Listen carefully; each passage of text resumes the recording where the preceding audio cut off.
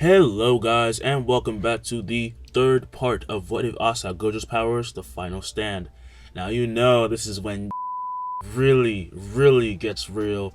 I'm finally about to make Asta go crazy, but only at the end, so hold your horses. I'm gonna make it happen, don't worry. My man's about to ascend into the heavens, okay? Alright, I just want to get you excited, because ooh, I love that scene so much. I love writing it. Oh, and also, I want to, by this point, I should have already done it, but give big shout outs to Crown Fiend. He helped me make this What If as awesome as it is. Like, I had to ask him a lot of stuff. You know, we talked about it back and forth. He gave me a lot of good, scenes to write. He made me rewrite some scenes, which arguably made them way better. So, go check out his channel. I'm going to put him down the link. 'Cause honestly, this series only happened because he pushed me to do it. So, y'all can go thank him by subscribing. Please subscribe. This man is a genius.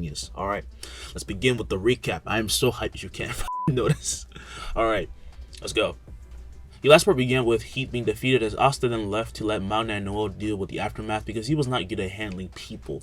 Then he meets a magic bird who they realize had a stone that the terrorists were looking for, so they take him back with them as Noel and Asta they get their first pay. Vanessa takes them to the black market where Asta captures a burglar, and later he and Noel and Luck head to a dungeon where after messing around, Luck would just leave. Asta and Noel then meet the Golden Dawn as Asta and Klaus instantly do not get along. They do eventually split up as Noel and Asta find Luck and knock some sense into him, quite literally. Asta punches the out of him before they then go look for the treasure room. Upon arriving, a fight would then begin where through many tries Asta gets a black flash attack on Mars, and with him down for the count he is trapped by Klaus before they then head into the treasure room where we then get a new spell, but he didn't know that yet. And Mars will then attack again, but this time both Asta and attack and take him down together. Upon doing so, the dungeon begins to crumble, but Asta grabs Mars much to Klaus's disagreement. They make it out. Asta would then hand Mars over to Lotus before they go their separate ways. But also Klaus would apologize because he saw the error of his ways. He starts to care much more after Asta and and wants to care more about commoners. And a day after, the two groups will then meet again, much like before. Klaus is overprotective as hell, but he kind of changed a little bit. They're on friendlier terms, that's better. So they reach the castle, meet Julius, but clearly something that Asta said about his family scared him. But Asta fakes a backstory about his friend having the last name of Satoru instead of him, and he lost him, tragic backstory. They then head in for a Vela ceremony and stay for the banquet, where Asta would slap Nozel for bothering Noel and he would almost start a fight with Nozel. Wait. No, he was slapped solid. What the hell am I saying? He slapped solid for bothering Noel and almost started a fight with Nozel. That would have been cool if he actually did slap him, but it didn't happen. However, Golden would then step in and is disappointed at Nozel for, ganging up on a kid. And also is just disappointed that he didn't get to fight because he wanted to test out his abilities. And he's then asked by Leopold to be his rival, but showing his magic, he shows Leopold that they are not on the same level, making everyone realize how dangerous he truly is. We begin this part with Julius in his office as he tells the news of Asta to Marx. He survived as the assistant? He sure did. Alright, grown up. Well, we must do something. Does he still not retain his noble status? Julius would shake his head, saying his family gained the noble status by working as magic knights, so they're not genuine ones. If they officially made him a successor of sorts, it would have counted, but he'll have to regain it. Well, is he strong? Asked Marx. Julius would then smile, saying, yep, strong as it can be. From behind them and outside in the kingdom, however, detonates an explosion as they instantly look outside, with Marston using his magic to show the streets filled with undead, and from outside the kingdom would be a horde of grade 2 beasts approaching. This is a coup, sir, he'd say. Meanwhile, in the banquet room, as they are told of the attack and notice it, Asta would instantly run to the windows. Wait, what are you doing? Asked Klaus. Actually, why am I trying to stop you? You're not gonna listen. Asta would laugh, saying, so, you're finally learning. He would then leap off the building and glide down, with Leopold then gaining a smirk. I will prove to you that I am worthy common. No, Asta, wait for me. He would run past the guard that warned them as he would then head outside, and Sol would then ask, men are really dumb, aren't they, big sis? Yes, they are, said the Rose Captain. Also, call me Captain. Sorry, big sis. The Blue Rose Captain would simply give up and say that they should organize themselves quickly. While Asta is a different case, said Fogolian, Leopold is on my squad, so I shall reprimand him later. I'm sure Yami won't really care what that child does, however. Yeah, he's not wrong, Noel thought. At that moment, Siren of the Golden Dawn uses his magic to show what was happening in the city, and a hologram of Mars would then appear, saying, attention, there are grade 2 beasts heading for us as we speak. Hearing this, they realize they have no time to waste and just head out. Meanwhile, on the streets, Asta will be hacking and slashing through many undead after undead, with Nero then being atop his head, and she points to the caster of this disaster. Yeah, I know where he is. Everything's so clear right now you wouldn't even understand. Gaining the perception of the six eyes for a while, Asta becomes able to see Mana in the air, even if faintly, and he runs and runs until he reaches Rades, who's about to hurt a little girl. But upon sensing Asta, he freezes and turns to see him. Who the hell are you? He'd ask. Her demise, Asta said. As he smiles, his face would then begin to shine, completely leaving Rades angered and giving Marie time to run to Asta and hide behind him, just as Rades would then yell, "I'm gonna kill you, you pretty-faced bastard! Jimmy, show this guy his place!" His undead spirit is summoned, taking the form of a mummy with lanky and long limbs, as he would then form spears of mana around it, which would then home at Asta, only to be stopped right before they hit him, and he would then swing down, causing a huge gash to explode from the mage's side. God! How the hell? Do you have wind magic? In that instant, however, Jimmy is then split in half, as Asta would then be running to him, pulling back his fist, which he then slams into the face of Rades, and he would then send him up to the skies. My magic was no match. It can't be, the undead mage thought. As his body thuds to the ground is when Leopold then arrived, with him being amazed at having seen Asta beat the mage so easily, and Asta would then turn to the little girl. You're not hurt, right? Wow, she'd say. Yeah, I know. He picks her up and puts her on his shoulder before he then sees Leopold, just as Fugolian would then arrive with Noelle. Took you idiots long enough, Asta said. Seems like you took care of the problem. Excellent work, Asta. Around them, all the undead begin to fall and fade into the air, just as they all feel a rise in mana, and quickly Asta would turn, saying, You know, sir, not slacking off. What the hell are you up to? But then another source of mana is felt, with Fugolian then becoming enveloped by a portal. Brother! Brother! Yells Leopold, as Leopold would then run and almost reach him, but he doesn't make it, as he would then crash to the ground, and Fugolian is taken away. He would get up frantically, and he looks everywhere, as does the panicking Noelle, and Asta does the same until he picks up on something, and with a turn he releases a red slash. Following the attack, Noelle and Leopold then look to the rooftops as they see an undead avoid it, and the undead would then lift his hand, grab its own face, and rip off its face to show that it was simply just a mage in disguise. So you sense me. Quite impressive, but it's a bit too late. Another portal would then form below, dropping something that would shock them all. Leopold's despair would then rise when he sees his brother's blood just leak onto the streets, and he yells, No! Appearing right in front of Valtos, Asta would then slash down with full of bloodlust with the dimensional cut, but the mage would then dodge and drop into a portal as he told Asta he was being too obvious before he disappears. Asta regains balance and quickly looks down, seeing Leopold and Noelle trying to stop the captain's bleeding, but then a portal forms below Rades. Hell no, get back over here, Asta yells as he leaps out the rooftop and kicks the air, and he is so close to reaching for the criminal, but as he grabs a hold of him, he would then be taken away, with Asta only ripping off part of his clothes before he then craters to the ground on one knee. Just another second sooner and He then looks to see Leopold distraught look, and they had lost, utterly. The captains and others, they managed to stop the beast though, but even they noticed that the beasts were slightly stronger than they should be. When they returned, they learned of Fugolian's demise, and luckily his grimoire has not faded out of existence, so he was hanging on, and Mimosa tried to help as much as possible before he was then taken to the best healer of the Clover Kingdom, Owen. By the way, yes, I've been calling him Alan in all the other series. I would like to apologize. His true name is Owen. I'm sorry about that. Now, let's continue. Gathering outside the medical ward, all magic knights would wait with bated breath to hear the results of Fugolian's diagnosis when they all feel something, a familiar source of mana, just as Julius would then appear out of nowhere. Sir Wizard King, they say, as he would then slightly bow, with Julius then saying it's okay, and clearly something has happened, so he wants to be filled in. He is then told about Fugolian and says, I see, for someone as powerful as Fugolian do they know when he'll wake up? Charlotte would then shake her head, saying that she blames their lack of work and experience. It seems they were after the pendant he possessed. He must have fought to keep it. It's gone. From their attacks, we can infer that they have a grudge against their kingdom, said Julius, but it's a bit more complicated. Regardless, in these times, people look to magic knights for hope. We must steady ourselves. We will keep fighting with everything we have. Hearing this, Asta would then start to leave, when Leopold would then say to wait, and Asta would then turn as he would then light his thumb ablaze before then burning a mark into his forehead. And Leopold said, I shall become strong enough to beat you. This is my oath. I will not lose any longer. Good for you. I ain't losing to someone like you. What's that supposed to mean? Leopold would shout. It means I'm amazing. Leopold would then fire back, saying that he'll become even more amazing, and their back and forth begins as everyone laughs, and Nozel would then begin to leave the scene with a much more serious expression. What a disappointing show of skill. Never allow this to happen again. Never, he thought to himself. His old memories of his rival re-enter his mind, and he burns with a passion and ambition, and the same ambition that was shared by all of those who knew Fugolian for so long, and Noelle who had been inspired by him on the battlefield. Asta, however, simply makes this more personal to himself since he wasn't able to save someone, but this is not some intrinsic motivation. It just means he wasn't strong enough, period, and that pisses him off. Finding Charmy along the way, he and Noelle would then start heading back home as Asta would be checking his grimoire, and Noelle would then ask, how did you even get to the capital, Charmy-senpai? Like this, she would say as she jumps into a bundle of cotton, which compresses her to a small shape, leaving Noelle impressed because her magic is actually very fantastic and very useful. This is when the voice of the Golden Dawn is heard, as Noelle and Charmy would then turn to see Klaus, Mimosa, and Yuno, but Asta keeps his eyes glued to his grimoire. You think he's too sad to notice? Mimosa asks.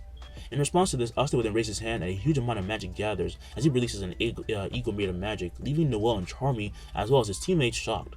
However, in that instant, it is then blown away to reveal Asta staring Yuno down with anger. What the hell do you think you're doing, huh?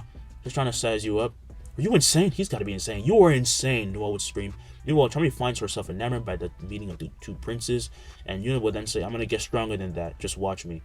In that moment, Asta then remembers the words of Valtos and becomes very annoyed as he says whatever and heads off. They all see he is very much bothered, and they had never seen him so down before, so it's pretty obvious, that he's not okay, but it makes them more excited to become stronger and just help him out. Charmy just wanted to feed us some food though, because best comfort food. She makes the best comfort food. So, as the Bulls return home, Magna and Luck had just returned from a mission together and earned a star for the team. Man, that mission wiped me out, said Magna. Where's my little kohai? I gotta brag about this. Asta got promoted to Class 2 Intermediate Magic Knight, said Noel. Luck and Magna say, what? Yami, as he reads his newspaper, would then say, they made Charmy a Class 1 Junior Magic Knight. What? They say? Yep, said Charmy. Apparently, she used her magic to capture one of the terrorists that attacked, said Yami. We got attacked? What is going on, yells Magna. Asta stopped the main threat, Noel says, so that's why his rank got so high. Then we should be celebrating, said Luck. I mean, I want to beat him, but we should be celebrating. Where is he? Training, Yami said. At that moment, they all hear a loud boom and quickly run out to see the forest exploding with mana as Asta would rage while he trains. But he eventually stops and regathers his breath before then releasing gust after gust of his red spell, and he would then hack and slash down trees until he is met by a massive headache. But he slashes again and again. That'll never happen again. Never! Never! He slashes down again, however, his sword would then be stopped by Yami's as Asta would then look up to see him. Stop it, Yami would say. Why should I? First off, you're ruining my home. Second, you'll never get strong if you just get agitated that easily. You're too obvious. Hearing this makes him understand that while Valtos was trying to throw him off with his words, it was also because, he's not an experienced fighter yet. To much more experienced fighters, he shows his next move way too easily, and that's why Yami also caught his sword so easily. He would then put away his sword and ask what he should do. How do I get stronger? You relax. What? Why don't you go out with Fernro? He's doing some mixer thing. Just chill out, man. We then cut to Asta sitting across from three girls besides Fernro and Luck, as he would have the most annoyed look. I want to get the out of here, he thought. As all the girls have their eyes planted on Asta, he would be bothered, only making him look more awesome to him. Like, no, not awesome. He just looked more hot in that sense, I guess. Except for Rebecca. She just thought that, she acknowledged that Asta's handsome. She thinks that he's pompous, which he is, so she's not wrong. Alright, why don't we introduce ourselves, said Fernro. I'll go first. Fernro Rucase, with spatial magic. I'm 21. Bring out some flowers. He leaves the girls impressed because those flowers only grow at specific times of the night, so it shows how much he cares. Luck Voltia, age 18. I'm Black Bull. I love battling out in mortal combat with my enemies. Asta, I want to get the hell out of here, Asta would say. Don't just freaking say that, thought Fernro, as he quickly then told the girls to introduce themselves while trying to change the subject. The following introduce themselves as Erica, who's a dressmaker, Helene, and she's a hairdresser, my bad, and Rebecca works at a restaurant. I'd love to find out how working like that is, said Fernro. You guys have pretty solid careers, huh? No, never mind that. Tell us about being Magic Knight, said Helene. Fernro would then nervously ask Luck what he did, as a Magic Knight, and Luck would then say he destroyed a group of cursed beasts a while ago, and he describes it in very specific detail. Oh yeah, what are those things like? Asked Erica. They're monsters. All attention turns to Asta, who says they're mindless beasts focused on only one thing, their next meal. They're like any other animal but filled with magic to the brim. Yeah, sorry, we probably shouldn't have asked, says Helene. Whatever, why don't you idiots talk about something more in your own ballpark? This guy over here can probably give you some good tips with magic. That's what you used to cut hair, right? Oh yeah, what do you think, Helene asks Luck, and Luck gets excited as they start to talk, and Fernro does his own thing with Erica, and they open up, while Asta and Rebecca stood at a standstill, and watching from afar would be Noel masking herself as a waitress of sorts. This is ridiculous, what am I doing? Well, at least they're not hitting it off. Wait, that doesn't matter anyway. Hey yo, can I get a drink? A customer asked. Shut your trap, insect. The customer is then left dumbfounded. Meanwhile, Asta and Rebecca still stay quiet, when Asta then finally speaks. Why the hell did you even come to something like this? Why did you? You're not interested either. Hadn't said it'd be good for me. Honestly, I'd rather be back at home taking care of my siblings. Hearing this, Asta would then ask if their parents were gone, and she'd nod, saying not to get too sentimental because she handles it very well, so there's no need to. Sorry about your troubles, he would say. A noble like you probably wouldn't understand anyway. Hearing this, Asta would then clench his fist, saying, yeah, I probably don't. "Oh, Asta's not a noble, said Luck. "He's not," all the girls say. He would then stand at this point saying that he had elsewhere to be, and Rebecca feels that she has judged them way too much, but she goes to apologize when the voice of a much older man is then heard, and as he approaches them drunk out of his mind, he would then say, "You look like you're having some fun with the magic knights, getting to take out such beautiful ladies at your age, huh? Oh, I think I remember you. You're that chick who's always working with the kids around her." Rebecca would then become clearly uncomfortable, as well as the others, when the man would then laugh. "Those are your kids, right, man? Your man must have dipped." "They're my brothers," she would say. "You're probably looking for a magic knight to look after you. You can come play with me if you want." He then reaches for her, only for his hand to be stopped. The confused man would then push and push, would find himself unable to go further, leaving everyone confused until Asta then spoke. "How does it feel to touch the infinity?" "Whoa, is that his magic? He's a spatial mage." "Being drunk is no excuse," said Asta, as he would then summon a punch into the jaw of the drunk man at incredible speed, making him lose consciousness, as he would then crash to the ground instantly. "Family ain't something to joke about." "Got it." Rebecca would blush at the sternness and care in his voice when he mentions the emphasis on family, right as the owner would then yell asking what's going on, and they quickly run out, with the pairs then going their separate ways. Asta and Rebecca end up in an alleyway, and Noel would then use his chance to quit and run away so she can follow them. "Thanks a lot," said Rebecca. "It's nothing much. You just like that pissed me off." "What about your family then?" "All gone." "I'm sorry," Rebecca would say. "Don't be. But to make up for that previous disaster, I'm taking you home. Nothing more, got it?"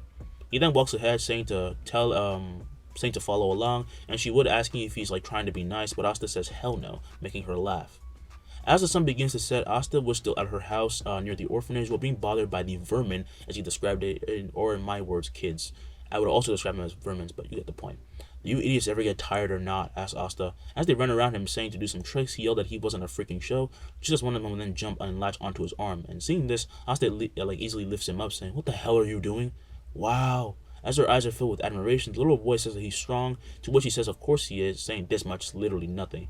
Truth be told, he hasn't ever interacted with kids at all, so he's not used to the little vermins, but he was starting to warm up to them, and they were also very blunt, so he liked that. He would then end up lifting one of them and spinning him around, with Sister Teresa coming out to see this, and Marie be asking for her turn next. Putting down the other kids, Asta would then go to pick her up when he sensed something and turns, stopping a mirror ray right in the tracks with this infinity. Everyone is left startled by this, as Asta would then click his tongue at the murderous Gosh. "What the hell do you think you're doing, huh?" asked Gosh. "Who the hell do you think you're talking to, huh?" said Asta. The two begin to stare down, and it's as if lightning struck between them, and their animosity towards each other would grow and grow, until Marie yells for Gosh to stop because she's going to marry Asta. This would make Sister Rita and Rebecca laugh and break Gosh, who only gets worse. "So you've chosen death. I see," said Gosh. "Having you as a kohai was fun while it lasted." Teresa, however, then says enough, stepping in and saying these kids need to go back anyway. "What are you on about? Me and Marie have a play date." "Yeah, as if I let her stay with you and around you. You don't even know how to treat your own teammates properly, and that mouth of yours is just so vulgar," she'd say. Off. My point exactly. Come on, kids.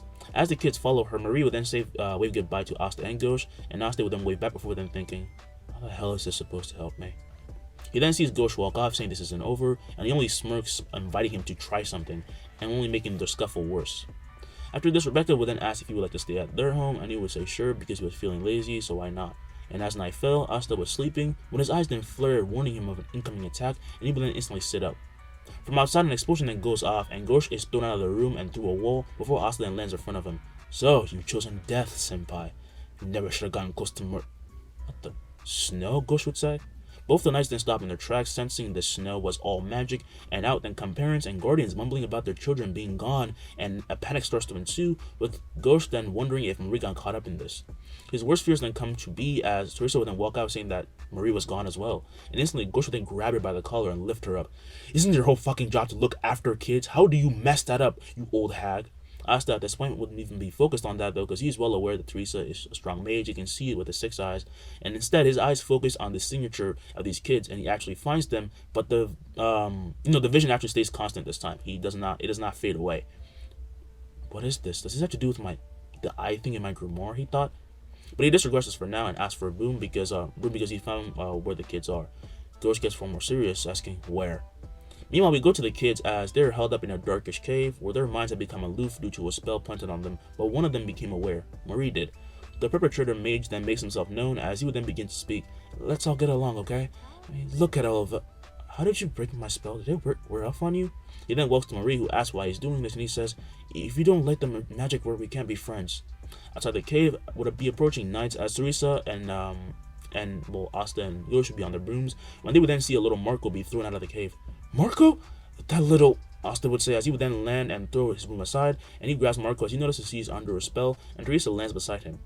Gojo then goes on ahead, and Asta's eyes can read the spell. He knows that he can't break it, which frustrates him. The least we can do is warm him up. I'll take care of him, said Teresa. Asta then hands him over and takes off his robe as he puts it on the boy, and he would then rage and run in after Gojo. While boosting himself with mana more and more, he remembers the words of Kruger.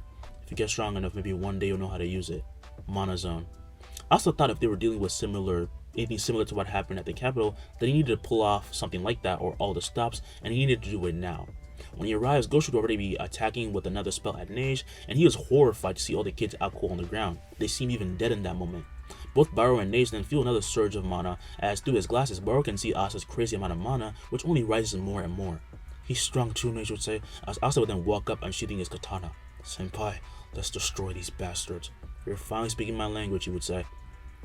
He fires off a mirror ray as Asta would then dash forward, while Nage creates more of his snow friends, but Asta nears them and they are blown away by his infinity, and he would then appear behind Nage as he explodes with cuts, and he would then now be facing Baro. And he would then get blasted into a wall by a ray from, Gojo to the stomach, and as he struggles to get up, Asta would then near him with a murderous aura. Why? Why do all of this? Come on, man, we could work out something. Asta, however, then raises his katana and gets ready to strike, and his blade would then near the enemy, but the voice of Teresa then tells him to stop. No, not in front of the kids. Asta would then stop just in time, as a huge gust of wind then brushed past Baro, who passes out from the shock, and Asta would then turn to see the kids are slowly regaining consciousness, and honestly, they've been drained of their magic. They don't have anything anymore. They're still alive, but yeah, that's all gone. Why? Every time. Why? Asta thought. At this point, Gojo would then be kicking Nage over and over, asking why the hell he would touch his precious Marie, and Teresa barely calms him down, as does Marie. However, then a familiar magic enters the scene, as Asta would then turn, and they all turn to see Sally fall from a dark portal. You can't even do something this basic, huh? She said. She's one of them, said Asta, as Gojo would then instantly fire a ray, but her salamander would then form, catching the beam and redirecting it elsewhere, and Teresa would then quickly gather all the kids behind her. Oh, Asta, that's your name, right? Your magic's real weird. Mind if I dissect you? Get out of here. I said get out of here, yells Asta. You don't want the kids to see this, right? Gojo then grabs Marie, saying fine with me, as it then heads off, and Teresa would then ask if he's truly fine, while the terrorist mage then releasing a great deal of sludge at him, but as it nears Asta, it would only surround him while being blocked off by his infinity before he then is blown away, and Asta would say, I'm sure. Oh, barrier magic, asked Sally. Spatial, said Asta. Teresa would then go up and see that she'll be right back, and she grabs the kids and runs away, while Sally's salamander would then propel forward. She cannot wait to get her hands on this new specimen, and she almost got him, but then he disappears.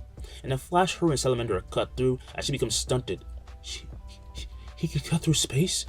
Her salamander is then blown away by Asta's red spell, before she's then grabbed from behind, and she's then grabbed by the throat and slammed to the ground by Asta, who puts the tip of his sword at her forehead. Who do you work for? Oh, you shouldn't take things a little too. Who do you work for? Tell me now. His grip intensifies with the rage becoming more and more overwhelming, and he is so close to killing her, only to be blown away as he's blinded by a flashing light. He slams into a wall of the cave as he would then spew blood. Who did that? Who the hell did that? As he falls to his knees, he would then quickly, try to look ahead, and he would then hold out his sword, and his blurred vision from the attack would then start to settle when he then sees Licht and Valtos arrive. Picking up his comrade, the man would then cry. That's a foley just like you knew, Asta thought. She said she was going to one of the labs, said Valtos, so I sent her, but I never thought this would happen. Licht, however, says it is not his fault or Sally's as he begins to heal her. You impertinent human, how dare you hurt my dear Sally? Asta, however, smiles. Yeah, whatever. You're the leader, right? You gotta be. I'm gonna kill you right here and make up for my failure before, and then I'll kill that spatial guy too. Licht becomes furious as he hands Sally to Valtos, and around him would then appear many light spears, so many that they could light up the dark cave, leaving Asta petrified by the amount of mana that was being gathered. I don't think you understand what's going on. This isn't a fight. This is an execution, said Licht.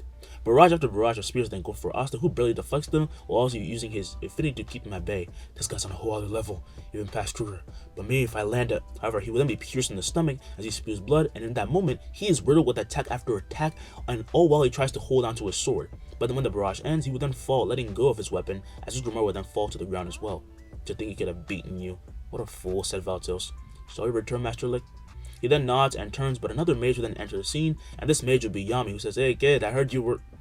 His eyes look to Asta and his Grimoire fading in and out of existence. He is stunted, so much so that he drops his cigarette, not believing what he saw. Hey kid.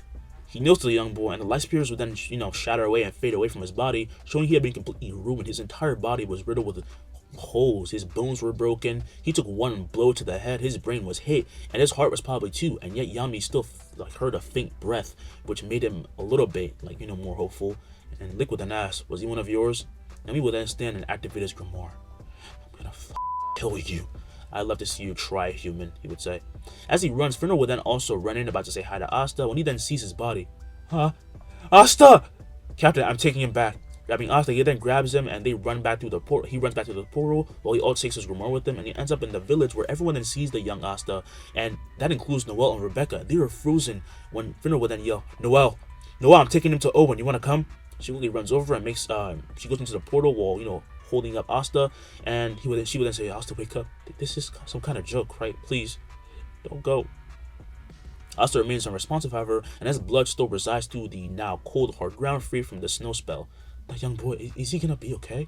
Are you kidding? Did you see his state? Just what is the kingdom up against? Rebecca would then hold her mouth shut as tears begin to fall, and none can be more hurt than the captain who recruited the child, as he would be facing off against Licht's light whips, but he deflects them all and releases his own dark slashes.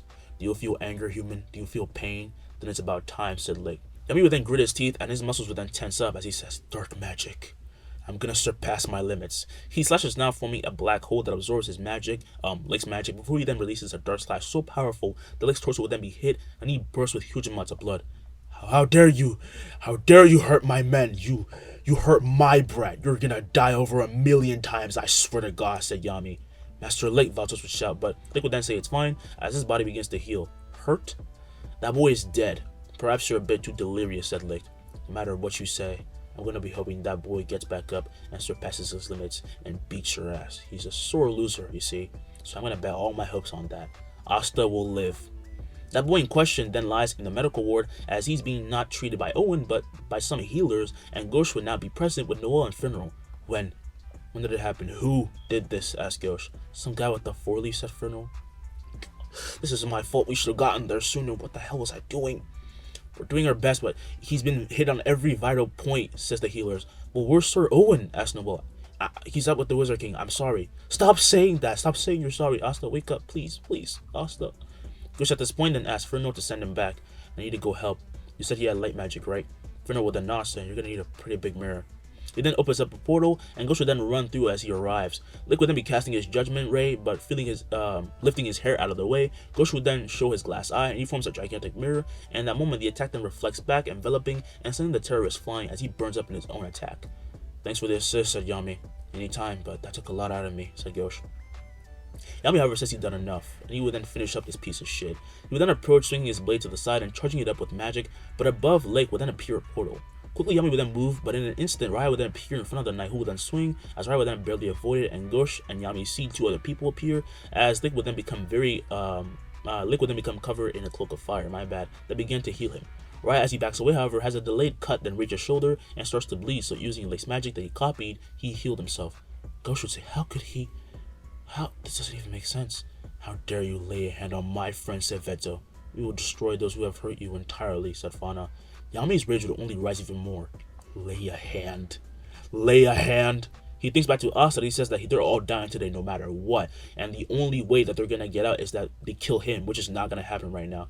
And Raya would then copy his magic and release a dark slash, and Yami would then push past it, and Veto would then attack with his bear claw spell, and he reads Yami's ki completely and his intent as he would break his katana. These guys, they're too strong, Yami thought. He then comes back to Gojo and starts stealing them because they might go after him, and he creates a dark sword, from his magic. As Fauna would then release a gigantic flame ball, and Yami would smile, just saying he was going to rip that thing to pieces. However, much like how Licht had reinforcements now, the attack of Fauna is then blown away by the Magic Knight captains, who arrive by portal and land in front of Yami. "Man, I don't think I've ever seen you this pissed out before," said Jack. Charlotte, despite keeping her story demeanor, would cry for Yami, who was surprised, and she seemed ready to get revenge for him. She was very sad that she didn't make it back in time. "Focus, foreigner. That anger will lead you to loss. The child would be disappointed," said Nozel. "So now you act like a decent human being," said Yami. "More of you," said Raya. "Sorry for dragging you into this," said Licht. Raya would only say that it only makes it more annoying when he tries to bear everything. The two sides then prepare for battle, and Gojo would only be thinking, who are these new guys? But at that very moment, It's as if the world itself was warning them not to even take a step. A ridiculous presence appears right between them, and they all jump back. The presence would be a man. No, no, no, no. A little boy with white hair, and the Clover mages realized who this little boy was, while the third eye were confused. But Licht was shocked.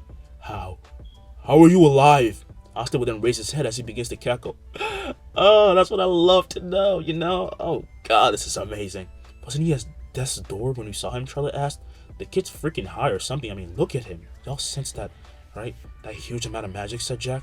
Asta's grimoire then begins to shine. Meanwhile, all over the kingdom, everywhere, this presence was felt, and his grimoire will then take a new form of a 4-leaf. But for a moment, it goes from a 5 to a 6 in form, only to fade away, and no one even noticed. Not even Asta. We will end this off here. Sorry about that. You know I gotta do a little bit dirty. We gotta have a cliffhanger. But yes, this is the beginning of the ascension. This is when Asta is becoming ridiculously OP. Y'all waited for it, and I'm so happy you did. I'm so happy that I did this part. Ooh, next part's gonna be... Asta's gonna be destroying people. He's gonna be destroying people. Like, alright. Alright, I'm gonna end this off here. Wait for the 4th part. I'm gonna make the Jinchuriki series come out. I'm gonna end it on the final part. I'm so hyped right now that the next parts are going to be awesome. That's what you guys really wanted to see. An OP Gojo Asta. And you will see that. I will give it to you. And without any further ado, I shall leave. Peace. I'm gone. Damn, this is fun.